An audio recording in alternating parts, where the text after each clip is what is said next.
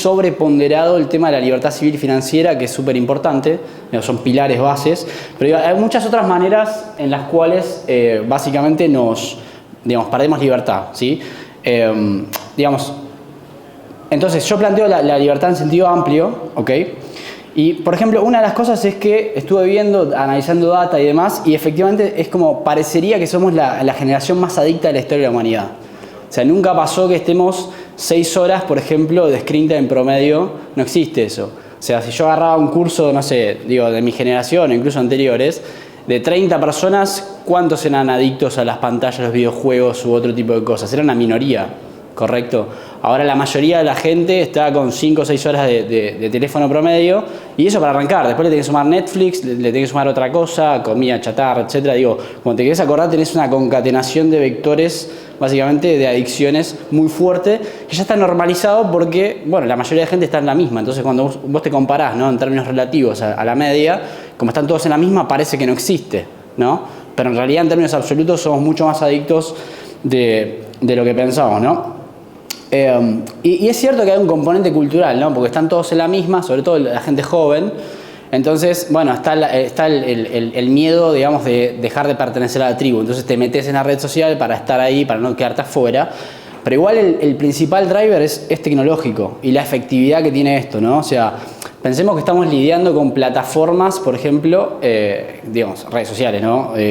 TikTok, Instagram, digamos, videojuegos, etcétera, que están iterados, o sea, tienen décadas y tienen siglos de iteración, ¿no? Están todo el tiempo compitiendo darwinianamente en el mercado a ver cuál hace el producto más adictivo, porque ese es el que determina el éxito y el revenue que tiene ese producto, ¿no? Entonces, digo, estamos compitiendo contra una iteración darwiniana que las hace cada vez más efectivas, ¿no? O sea, que deliberadamente, de hecho, contratan gente, expertos, digo, las mejores cabezas de neurociencia o incluso los mejores tecnólogos o desarrolladores están en general trabajando en este tipo de problemas para maximizar lo que se llama resonancia límbica, ¿no?, que es el grado de adictividad que tienen estas plataformas.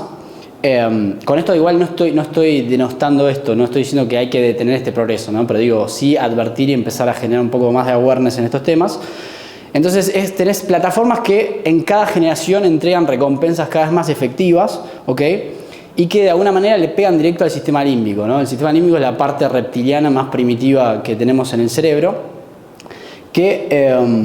Entonces digo, tenés gente estudiando esto, digamos, tenés la competencia darwiniana, y básicamente, digamos, esto siempre fue así, porque digo, no sé, por ejemplo, hace 100 años pasaba lo mismo, cuando se creó la televisión, por ejemplo, era más adictiva que la radio, ¿está bien? O sea, esto siempre pasó.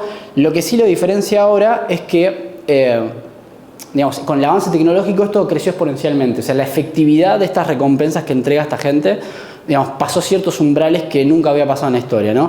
Y acá una cosa importante, que en realidad que es una de las tesis, tal vez la primera tesis del libro, es que esto es un problema. ¿Por qué? Pues recordemos que nuestro cerebro básicamente se adaptó darwinianamente para sobrevivir en entornos de ultra escasez, ¿correcto? Éramos cazadores recolectores, o si éramos sedentarios y cultivábamos, era una economía, un entorno donde no había casi nada, ¿se entiende? Entonces no tenías muchos vectores a los cuales hacerte adicto, ¿sí? Había poca comida, digamos, podías tomar poca agua, no había entretenimiento infinito como ahora. Entonces, si vos tenés, por un lado, que tu cableado paleolítico está fijo, y por el otro lado tenés la tecnología que avanza exponencialmente, explotando ese cableado, que es el mismo que hace 2.000, 5.000, 10.000 años, bueno, en dinámica tenés un problema. Digo, en algún momento vas a tener que hacer algo, porque justamente la efectividad con la cual te captura el sistema de recompensas crece exponencialmente. De hecho, lo hemos visto en una sola generación. El screen time en promedio se duplicó en los últimos 10 años, se duplicó. Y como dije antes, generaciones anteriores, no sé, yo por ejemplo, ¿no? Yo soy la generación del Sega y la PlayStation. ¿Cuánto podía pasar, tío? De un grupo de 30 pibes de la escuela que estén como viciados con las pantallas? Eran 5 como mucho. ¿Y cuánto tiempo podían jugar? Otras cosas, tenés que cambiar la estrategia darwiniana de supervivencia, medio en términos de Richard Dawkins, ¿no?, que habrá estrategias dinámicas. Tenés que cambiar la estrategia dinámica si querés prosperar, ¿no? O sea, si querés prosperar y salir de esa situación. Básicamente eso. Entonces tenés que hacer un hackback y hay que recuperar el terreno perdido, ¿no? Porque digo, esto también implica un montón de pérdida de libertad, porque si vos estás adicto, una vez que vos te haces adicto, vos perdiste el grado de libertad. Es más, yo creo que un adicto severo pierde mucha más libertad a través de las adicciones que a través tal vez de la, no sé, de la presión tributaria. Y hacemos mucho énfasis en la batalla cultural, la presión tributaria, las libertades civiles, que es espectacular, es la base de la civilización. Pero sobre eso después tenés como la parte de arriba medio de Maslow, ¿no? Digo, tenés otros vectores por los cuales vos podés perder aún más libertad incluso. Digamos, si estás... Yo ahora, de hecho, en base al libro y todo el tiempo que mencionó Rodolfo, ¿no? Que desde que arranqué y demás, arranqué una especie de mentoría, un protocolo, que es como cognitivo-conductual, y nos llega, ya tenemos 100 y pico de casos de gente que viene y que hace el protocolo y demás. Y cuando vienen es preocupante. Tenés los pibes de básicamente entre 20 y 30 años que eran súper funcionales en el pasado, ¿okay? Que iban a facultad o estudiaban, les iba más o menos ok, y en los últimos 2-3 años empezaron a hacer agua, o sea, empezaron a no poder estudiar, a no poder concentrarse, y cuando vas a indagar, nosotros traqueamos todo lo que hacen, y lo subimos a una base de datos, analizamos la data, etc. Y es gente, claro, cuando vas a ver están 6-7 horas con el teléfono. O sea, y después tienen problemas con OnlyFans, o sea, consumen contenido como erótico, ese tipo de cosas. Digo, están totalmente capturados, están siendo parasitados totalmente y el lado B es que perdés grado de libertad. Después cuando quieren estudiar no pueden, cuando quieren trabajar no pueden, cuando quieren ir a entrenar al gimnasio no pueden o dejan, cuando quieren tener una pareja claramente no pueden, porque digo, si vos estás en esa situación, bueno, una pareja generalmente no se ve muy atraída a una persona que está... Son los ni-ni, ¿no? Lo que se llama hoy los ni-ni, que no estudian ni trabajan en muchos casos. Entonces digo, creo que este es un tema que si bien en los últimos años se viene hablando bastante, ¿no? Con la detox de dopamina y qué sé yo, y todo el mundo ya sabe que las redes sociales son adictivas, pero yo creo que todavía este tema se va a venir muy fuerte en la próxima década porque es mucho más grave de lo que pensamos y está en aumento. O sea, no es que ya se detuvo, no, está en aumento y va a ser aún peor en el futuro, ¿sí? Porque, como decía recién, ¿no? Esto depende de la resonancia límbica. Y esa resonancia límbica no va a caer o mantenerse quieta.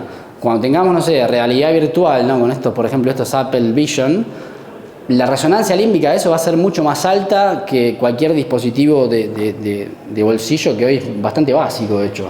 Entonces, digo, este tipo de cosas llegaron para quedarse. Entonces... Básicamente lo que hacemos en el libro es, decimos, ok, hay un problema, somos mucho menos libres de lo que pensamos, está toda la como evidencia empírica que muestra esto, y la propuesta de hacer un hackback, de recuperar terreno perdido, recuperar grados de libertad, ok, y está básicamente las herramientas, ¿no? Está obviamente todo lo que es detox de dopamina, entendimiento del sistema nervioso, sistema límbico, cómo funciona bien a detalle, ¿no? Lo superficial. Y además otro set de estrategias que yo me puse a indagar e incluso a crear cosas, que es ingeniería de hábitos, ingeniería atencional, o sea, herramientas que realmente sirven para resolver el problema de raíz, ¿está bien? Y después, ¿qué me pasó con eso? Yo tenía pensado hacer el libro hasta ahí, ¿ok? Tipo, tenés un problema, listo, resolvés, bárbaro. Lo que pasó después es que empezó a pasar que la gente aplicaba ese programa, era súper efectivo, ganás libertad, ¿no? Si, bueno, tengo más tiempo, tengo más recursos, ya no paso 5 horas con el teléfono en redes sociales o estoy haciendo algo más productivo, pero después tenía el problema existencial, que es el que plantea Kierkegaard, ¿no? el filósofo del existencialismo, que es la libertad es un abismo, es como si fuera un abismo. Vos cuando te acercás te da una especie de lo que se llama dizziness, te da como o sea, ser libre no es fácil, tenés que administrar la libertad, tenés el otro problema, que es, ok, una vez que llegás ahí, recién ahí empieza, es como subís una primera montaña, pero después tenés otra, que es saber qué hacer con la libertad. Eso es un problema, digamos, para nada trivial, de hecho, muy difícil de resolver. Entonces dije, che, no sirve solamente que plantee el problema, que plantee una solución en términos prácticos efectiva, explicando la teoría y demás, sino que en realidad después tenés que tener una brújula, como un compás filosófico, como para navegar ese momento, decir, ok, ahora que soy libre, ahora que tengo energía, ahora que tengo recursos, que tengo tiempo, que tengo motivación, ¿qué hago con eso? ¿Ok? Entonces, la segunda parte del libro es básicamente, hago la síntesis filosófica de lo que yo creo que deberíamos hacer, o un framework filosófico que te podría ayudar a decidir, che, esto está bien, esto está mal, esto me lleva en la dirección correcta o en la incorrecta. Y esa es la parte como un poco más nueva, ¿no? No sé si tienen preguntas hasta acá, alguna duda o consulta. Ahora voy a seguir un poquito más. No, están todos muy callados. Tu cerebro no piensa que en realidad estás haciendo deporte en lugar de jugar al fútbol, por eso te quedas más tranquilo. No, yo hice deporte, juego con el tenis. Vos decís que hacer deporte después es una... Hacer deporte no, hacer deporte con el juego, con el Sega, por ejemplo. Ah, sí, obvio, sí. Básicamente te engaña. Pensás que estás obteniendo una recompensa genuina, de algo genuino, cuando en realidad es algo vacío. De hecho, en realidad acá cuando yo hablo de las soluciones que son ingeniería atencional, ingeniería de hábitos, etcétera, uso el herramental de economía que yo aprendí como para analizar esto. Y por ejemplo, uno de los problemas de las adicciones es que, si vos lo analizás en términos económicos, la adicción es puro consumo. ¿Correcto? Pues digo, no sé, pensemos en una adicción cualquiera. Qué sé yo, jugar a los jueguitos, ¿no? Digo, está bien, capaz que te baja el estrés, te distrae, es como el upside, ¿no? Te pone la cabeza en otra cosa. Pero por otro lado, estás gastando energía en algo que es espurio. Porque digo, no es que cuanto más tiempo pasás haciendo eso, menos tiempo tenés un costo de oportunidad. Menos tiempo pasás haciendo cosas que te traen bienestar. En el sentido, no sé, no comés, no estás entrenando. Por eso en los adictos extremos lo que empieza a pasar es que se empiezan a descuidar. Es como si fuera keynesianismo extremo que te comes el capital, en el sentido, vos necesitas una cierta tasa de inversión de energía como para mantenerte más o menos como estás, ¿correcto? Tenés que bañar, tenés que consumir alimentos, tenés que tomar agua, etcétera. Tenés que estudiar de alguna manera, mantener tu casa que se rompe, sufre como entropía, por así decirlo. Y en la medida que vos no reinviertas un piso de energía en hacer eso, bueno, te vas a empezar a deteriorar, tipo tu bienestar, te comes el capital, lo que le pasa a los países, ¿no? Y dejas de crecer. Y primero dejas de crecer, y segundo que después empezás a retroceder en tus pasos, cada vez estás peor. Por eso te digo, es como si fuera un modelo, es el mismo motivo por el cual los países que se comen el capital, que sobreconsumen, sobreexpanden el producto, ¿ok? Y después eso le trae problemas a largo plazo. Acá es lo mismo. Entonces digo, está todo explicado este tipo de modelo desde el punto de vista económico. ¿Y está reconocido como una adicción eso? Por ejemplo, estar 5, 6 o 7 horas jugando con los jueguitos, o sea, médicamente. Sí. Hay como un set de medio del DSM, un set de parámetros que respondiendo sí o no diagnosticás. Por ejemplo, si tienes un comportamiento compulsivo, o sea, ya no lo podés controlar o sentís que estás perdiendo el control. Después, otro que es muy importante es si sentís vergüenza. Si después de hacer eso sentís vergüenza o arrepentimiento, ese también es otro. Y obviamente si te está afectando la calidad de vida de las relaciones, ya ahí tienes un problema de adicción. Digamos, y en general mi hipótesis es que todos somos semiadictos al menos. Y sobre todo porque lo que estoy viendo, me metí mucho en el tema y en general es así, me incluyo. Pero bueno, la buena noticia es que se puede hacer un montón de cosas para mejorarlo y bastante rápido. Entonces, volviendo, tenías la pregunta existencial, ¿no? ¿Qué hago con la libertad? Y eso no es para nada trivial.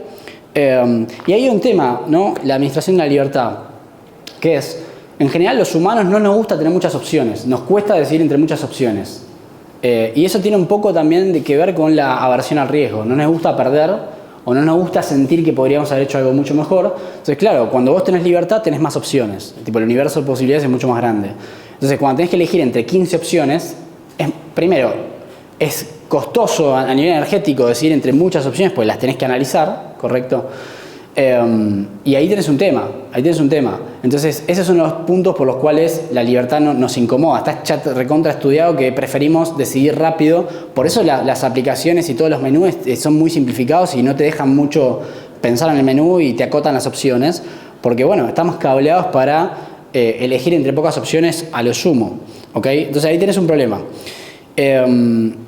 Después, otro tema, esto no es una cuestión egoísta de decir, bueno, yo me preocupo por mí, minimizo mi entropía, por así decirlo, estoy mejor, sino que, primero que la libertad es un continuo, ¿no? La libertad no es absoluta, no es 1 o 0, blanco o negro, tenés tú un degradé, una escala de grises. Entonces, el punto es maximizar el grado de libertades, partiendo de la situación actual, cualquiera que sea, mejorar, o sea, ser más libre, ¿no? Pero una vez que vos llegás a determinada situación donde tenés cierto margen de maniobra, cierto grado de libertad, vos estás ok, tenés recursos, tenés un poco de tiempo, una de las cosas para mí, para nada trivial, es vos tenés que pensar que yo dije recién que éramos un sistema, ¿no? Pero a la vez somos sistemas de sistema, ¿no? Pues digo, nuestro cuerpo es un sistema de sistemas. Pero es como, tenés una lógica fractal, en el sentido de que vos sos un sistema, una persona que está embebida en otros sistemas. Tenés, no sé, familia, tenés, no sé, tu edificio, tu comunidad, tu escuela, etcétera, y podés llegar hasta el nivel de la especie. Digo, tenés un mamushka de sistemas, básicamente. Vos sos parte de N sistemas, ¿está bien? Entonces, cuando yo hablo de minimización de entropía, hablo en términos fractales, universales, de minimizar entropía primero vos para digamos, estar ok, básicamente, incluso trascender, pero después apuntar hacia iniciativas que minimicen la entropía en sistemas de orden superior, ¿ok? Y ahí explicás un montón de cosas, ahí explicás el catolicismo, explicás los arquetipos que tenemos, los superhéroes, que son básicamente grandes minimizadores de entropía. Básicamente salvan al mundo, salvan la ciudad, salvan una cosa u otra. Y tenés también la lógica y un ángulo más para entender por qué el capitalismo es mucho mejor que el socialismo, porque te da incentivos. El mercado básicamente reconoce e incentiva a los grandes benefactores sociales en términos de minimización de entropía. Por ejemplo, Jeff Bezos, digamos, el dueño de Amazon básicamente, o el mayor accionista, fundador, por ejemplo, cuando crea AWS, ¿no? Amazon Web Services, pasa lo mismo con la electricidad, por ejemplo, hizo que deje de ser un costo fijo a un costo variable. Vos en los 90, capaz, si querías tener una infraestructura, digamos, para tu empresa a nivel digital, tenías que comprar servidores o alquilar, era muy caro. Ahora con Amazon Web Services es dinámico y es todo variable. Entonces, ¿qué pasa? Eso le baja el costo de entrada a todas las compañías para tener una buena infraestructura de primer nivel a nivel de IT, ¿correcto? Y eso le baja el costo a nivel mundial en general a todo, ¿ok? Es como le baja la canasta básica. Son estos grandes benefactores sociales que siempre menciona Milei, ¿no? Y el capitalismo incentiva eso. ¿Ok? Incentiva eso. Entonces está buenísimo porque justamente tenés un mecanismo de mercado que incentiva la minimización de entropía y eso hace que la gente esté mejor. Por eso el capitalismo es mejor que el socialismo. ¿Ok? Entonces ahí tenés la parte existencial, tenés la parte entrópica, existencialismo entrópico, tenés que es universal porque vos deberías querer apuntar a minimizar como entropía a nivel general y después algunas otras cosas más que están en esa síntesis filosófica, ¿no? Que es la segunda mitad del libro después de haber entendido todo. Así que en el mejor de los casos, nada, el libro te explica qué problemas tenés, cómo resolverlos en la práctica y después una vez que vos los resolviste a nivel personal, bueno, qué hacer con esa libertad para básicamente ayudar a otra gente que está en la misma o lo que sea, o incluso a través del mercado, básicamente. Así que nada, el libro es un poco eso, tiene esas tres partes y creo que eso es todo. Igual ahora vamos a hacer unas preguntitas, a ver Dale. qué tenemos. Yo tengo una, pero ¿alguien tiene alguna pregunta?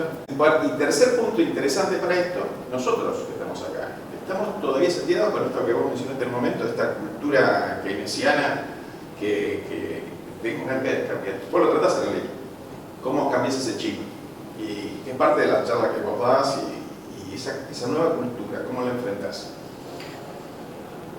Básicamente tenés que entender que eso no maximiza bienestar, no maximiza felicidad y que además mucha gente confunde placer con felicidad, que son cosas totalmente distintas.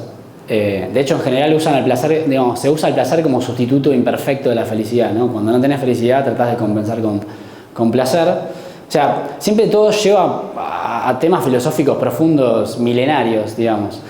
Y después hay otro tema que es el tema de la atención, que es súper importante para responder a tu pregunta, que es, estamos, digamos, viviendo un mundo o una situación de hipertrofia atencional, estamos bombardeados todo el tiempo y tenemos esta cosa medio de esta compulsión del adicto de tratar de sumar información al cerebro todo el tiempo, gente que está trabajando, escuchando podcasts 8 horas por día y después está en redes, o sea, estamos todo el día consumiendo información y no le damos tiempo al cerebro para procesar esa información y bajarla. O sea, estamos 99% del tiempo cargando la información al cerebro y menos del 1% procesando, bajando esa información. O sea, hay una hipertrofia atencional que no tiene sentido y eso es parte de los motivos por los cuales vivimos quemados, vivimos ansiosos. Claro, el cerebro tiene tanta información que no sabe qué hacer con eso.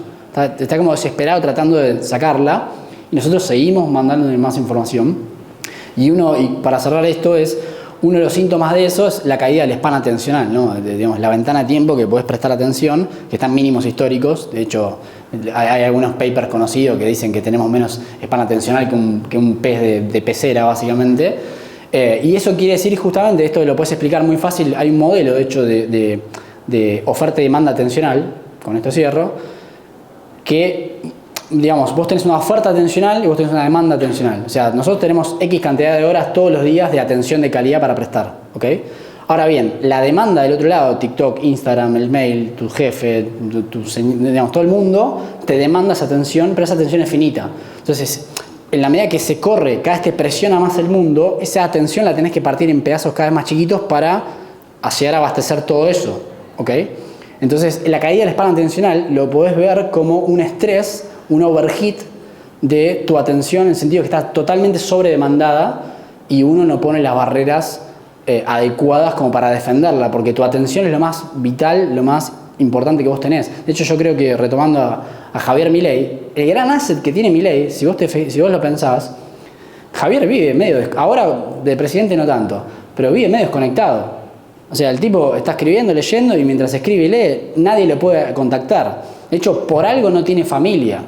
Digo, él entiende muy bien ese trade-off y lo explota muy bien. Por eso es Javier Milei. Más allá de que es un tipo inteligente, carismático, con millones de virtudes, ¿no? Entonces digo, hay que hacer ese hackback, y parte de ese ganar ese terreno va por ese lado. Es defender con uñas y dientes la atención que te la vienen a sacar, ¿ok?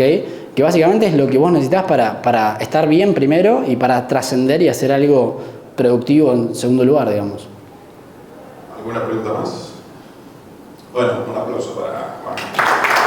Gracias. El libro está disponible. Mirá, te dejamos ahora viene Seba, te invito a pasar y te dejamos la expectativa ahora, porque él va a tocar justamente el tema del empresario. Fue profesor mío en la Facu y va a presentar su libro El empresario institucional. Es tu tesis, ¿no? Tesis. Así que pasamos acá. Gracias. Gracias a todos. Gracias, Juan. Un golazo, ¿no? Existencialismo, que a mucha gente le cae mal, a algunos filósofos existencialistas, pero digo, el objetivo principal del existencialismo es maximizar libertad. Siempre lo fue. Entonces digo, justamente, si vos querés... Hola. Ahora. Ahora. No. El otro. Acá dice que tiene igual, ¿eh?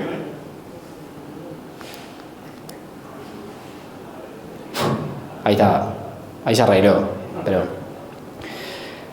el existencialismo básicamente es maximizar libertad. Entonces, naturalmente, si vos querés trabajar las otras dimensiones de la libertad, no solamente la civil y la económica, sino la espiritual o a nivel de adicciones, bueno, retomar el existencialismo tiene sentido. Eso, primero.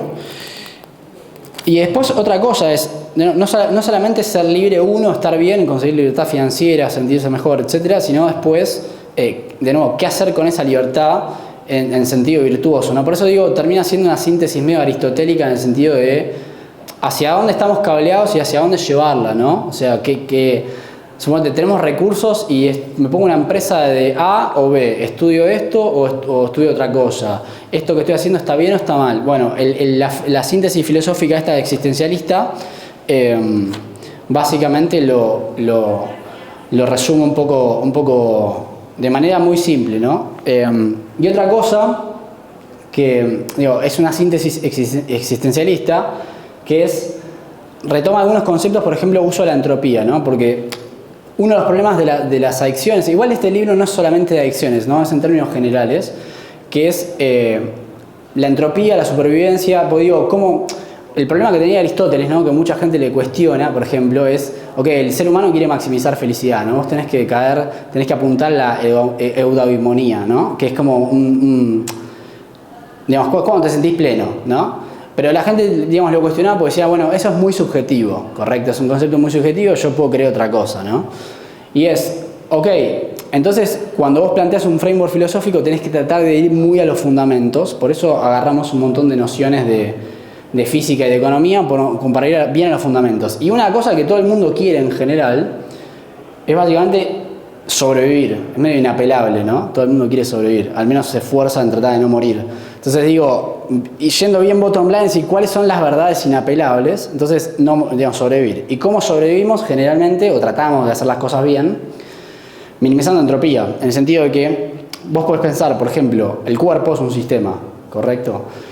Y si vos lo pensás como un sistema, que de hecho es un sistema vivo, bueno, podés usar un montón de herramientales, por ejemplo de la física, ¿no? Que vos tenés un herramental teórico que sirve para explicar la dinámica de sistemas, bueno, lo podés usar en la medida que vos pienses a este framework filosófico desde el punto de vista de la entropía. Y de alguna manera, por ejemplo, una de las primeras tesis que doy en el libro, igual el libro es mucho más amplio de lo que parece, pero es por ejemplo, si vos querés maximizar libertad, ¿no? Que está bueno y que cualquier liberal en general comparte ese objetivo, bueno, uno de los temas es tenés que minimizar entropía, ¿no? Entonces ahí se empieza a volver mucho más fácil entender qué es lo que está bien o qué es lo que te acerca a la libertad y qué es lo que no, ¿no? Sobre todo, esto es muy valioso en el mundo de ahora, donde medio que el tema de la posverdad y demás, donde todo es subjetivo y todo está bien, o nada está bien, nada está mal, no es tan así. No es tan así, porque si vos querés maximizar libertad, ya hay ciertas cosas que es obvio que no tenés que hacer. ¿A qué me refiero con esto? Por ejemplo, si yo digo que la libertad es inversa a la entropía, ¿no? Como un ejemplo. Esto tiene sentido, es medio inapelable si uno lo piensa, ¿no? Porque la entropía es el desorden de un sistema, ¿no? O sea, cuanto más desordenado está un sistema, más entropía sufrió, ¿correcto? Entonces, si vos pensás que el cuerpo humano es un sistema, naturalmente el envejecimiento es un proceso entrópico, porque justamente las células van perdiendo la capacidad de regenerarse y cada vez tenés menos energía, y de hecho llega a cierto punto que se desordenan hasta tal punto que te morís. O sea, es como que vos tenés un umbral de desorden celular que te podés tolerar para mantenerte vivo. Entonces, a lo que veo es que ceteris paribus, manteniendo todo constante, una persona de 100 años que sigue viva es mucho menos libre que una persona de 20. Todo constante, ¿no? Mismo nivel de riqueza, misma sabiduría, mismo todo, es mucho menos libre. ¿Por qué? Porque el universo de posibilidades que tiene esa persona disponible para hacer libertad es más chico. O sea, ya no va a poder escalar el Everest, ya no va a poder salir a correr al parque, ya no va a poder hacer un montón de cosas. Entonces, lo que veo es que si vos querés lo no trivial empieza a ser que si vos querés maximizar libertad, tenés que apuntar a hacer cosas que minimicen entropía. Y volviendo a las adicciones, ahí tenés otro argumento por el cual estás en contra de las adicciones, porque en general las adicciones aceleran la entropía. Obviamente acá muchos dicen, no, pero la entropía es inevitable, es cierto, siempre va a prevalecer, es como la gravedad, pero la podés acelerar o la desacelerás. Y por eso este es uno de los argumentos por los cuales filosóficamente podés fundamentar muy fácil por qué, no sé, tomar, qué sé yo, 5 botellas de cerveza todos los días está mal, o es indeseable si tu objetivo es estar bien en, digamos, maximizar libertad y demás. Claramente, bueno, si por ejemplo tomás cervezas, ¿no? 5 botellas por día, bueno, o sea, te va a empezar a pasar ciertas cosas en el cuerpo, no sé, terminás con un hígado cirrótico y te morís antes, y eso te va a hacer menos libre. Entonces, si apuntás a hacer, y esa es una de las críticas que yo tengo, sobre todo contra el liberalismo clásico que ignora estos temas, porque vos podés trabajar un montón de tiempo en pelear contra el yugo estatal, no sé, libertad financiera, etcétera, pero si después vas y sucumbís contra todo esto, ¿no? Y digamos, tenés un hígado cirrótico, estás 7 horas por teléfono, es un doble estándar, es que no tiene sentido, estás borrando con el codo, básicamente, lo que escribiste con la mano, ¿no? Entonces ahí tienes un problema que es, si te interesa la libertad, te debería interesar la libertad en sentido amplio, ¿no? Después hay otra cosa que quiero mencionar. Estimados, ¿cómo están? Les comento que ya está abierta la suscripción a Freedom Academy. Freedom Academy es una plataforma que creamos para resolver grandes problemas de hoy y que poca gente habla con la importancia que merecen: la ansiedad, la procrastinación, las adicciones y temas de motivación en general. Si algo o todo eso resuena con tu situación, Freedom Academy muy posiblemente sea la solución que estás buscando. Estamos hablando de que hay una pandemia a nivel de salud mental, sobre todo en jóvenes adultos y adolescentes. Gente que pasa todo el día en las plataformas, en Instagram, en TikTok, en Twitter, en X, YouTube, OnlyFans, o jugando videojuegos de manera compulsiva que no pueden parar, evadiendo situaciones personales y perdiendo todo tipo de capacidad de concentración o foco para progresar en la vida, ¿sí? No pueden trabajar, no pueden estudiar, o les cuesta, no pueden ir al gimnasio, sienten que no se hallan o que no tienen un propósito. O incluso personas que son funcionales pero que por todas estas distracciones están operando a media máquina, digamos, lejos de aprovechar su potencial. Lo bueno es que tenemos una solución costo eficiente para esto. Armé básicamente Freedom Academy junto con un equipo de desarrollo para ir introduciendo pequeños cambios en la rutina, pero con un impacto muy elevado, de manera estratégica, ingenieril, inteligente. Al tiempo que te vamos a ir explicando los modelos teóricos de todo, ¿sí? Para que entiendas a detalle por qué estás haciendo lo que estás haciendo y cómo cambiarlo, pero entendiendo el todo. Por qué estás como estás y cómo pasar al próximo nivel. Vas a entender lo que los psicólogos neuropsiquiatras te explican de una manera tan clara que no van a quedar dudas de nada. Sí, ahora voy a mostrar un poco de testimonios para que vean que esto realmente es así. ¿Cómo hacemos todo eso exactamente? Bueno, la etapa 1 de la mentoría consiste en un programa de 11 semanas con sesiones teórico-prácticas, una sesión teórica de alrededor de 60 minutos por semana, totalmente remota, ¿ok? La podés hacer de cualquier lado, ¿sí? O sea, es un video, una sesión por semana durante 11 semanas de más o menos 60 minutos, remoto, lo podés hacer de cualquier lado, ¿sí? En paralelo vas a tener que ir haciendo algunos desafíos o quests, ¿sí? Te voy a dar tarea mínima, ¿sí? Piensen que está hecho a prueba de cualquiera esto. Y van a ir anotando alguna que otra cosa, implementando algunos pequeños cambios, ¿sí? Mi equipo y yo te vamos a ir haciendo seguimiento para que puedas ir avanzando como corresponde, para que no te salgas del programa, ¿sí? Del camino que seteamos para que vos mejores, despejando cualquier tipo de duda que vaya surgiendo. En resumen, y para que se entienda aún más claro, ofrecemos un protocolo totalmente innovador que sigue la línea cognitivo-conductual, pero que además se sirve de la tokenización y la gamificación para incentivar comportamientos virtuosos. Y esto funciona, en serio. Los resultados hablan por sí solos. Nosotros ya mentoreamos más de 100 personas, no es que esto es nuevo, durante el último año. Y hemos logrado cambios extremadamente significativos, que ahora te los voy a mostrar, muy superiores en general a cualquier otra alternativa disponible. Por eso es que hoy me estoy dedicando de lleno a esto. Funciona tan bien y estoy tan entusiasmado que me estoy dedicando full time a esto, básicamente. ¿Por qué? Pues además tenemos un programa único y a la vez muy prometedor a la hora de ayudar a la gente, ¿sí? Es una continuación también del libro Libertad para Gente Inteligente. O sea, son conceptos que vengo trabajando hace por lo menos 3 años. Acá tengo un ejemplo. Eli bajó de peso de manera significativa y acá se ve en la foto. Y esto ni siquiera es un programa para bajar de peso. No es que es un programa para bajar de peso y bajó de peso. No. Como mejora todo lo de arriba, la ansiedad, la motivación, etcétera, bajó solo de peso, sin buscarlo. Fue un bien colateral. Si existe el daño colateral, acá fue un bien colateral del programa. Otras personas, incluyendo a Eli, bajaron el screen time de manera muy significativa, o sea, el tiempo en pantalla con el celular, pasando de situaciones de 7 u 8 horas o 6 a 2 horas, 1 hora o menos, muchos. Y todo de manera orgánica, sin que esto sea una experiencia traumática, ¿sí? Sin que te dispare la ansiedad y tengas un síndrome de abstinencia que no puedas aguantar. Otras personas incluso dejaron de fumar o bajaron significativamente la cantidad de cigarrillos que fumaban, de tabaco y de otras cosas, pero la mayoría hace todo esto de manera simultánea. Se empiezan a comer mejor, bajan de peso, fuman menos, usan menos el celular, se pueden motivar y, de nuevo, lejos de hacerlos sentir peor, los deja más motivados, más enérgicos que nunca, con niveles de claridad mental y foco que no experimentaban de hacía mucho tiempo o nunca. Entonces, si querés cambiar tu situación a partir de hoy, sumate a la comunidad de Freedom Academy ahora. Dale click al link de la descripción y nos vemos ahí.